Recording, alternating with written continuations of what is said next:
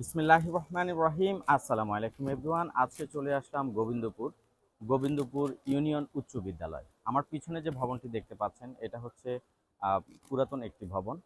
আর এটার যে প্রতিষ্ঠাতা ওনার কথা না বললেই নয়।